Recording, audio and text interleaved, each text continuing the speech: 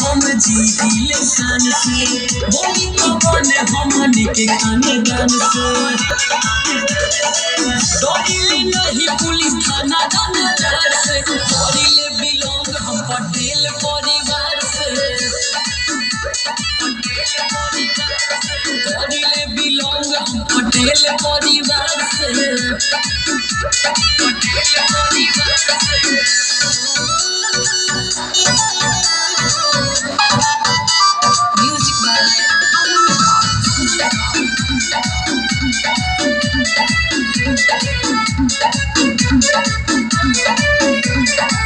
पता कली हो हमरा बारे में फोटो छपेला अखबारे में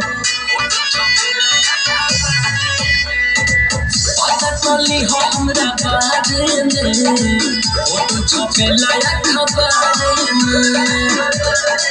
खेली लोगों में बारूद हथियार से डरिले बिलोंग हम पटेल परिवार से डरिले बिलोंग हम पटेल परिवार से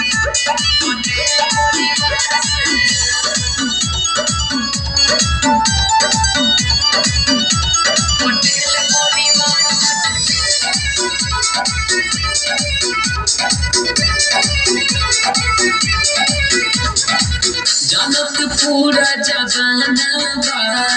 धोबचला में पुलिस थाना बा जनक पूरा जमाना बा धोबचला में पुलिस थाना बा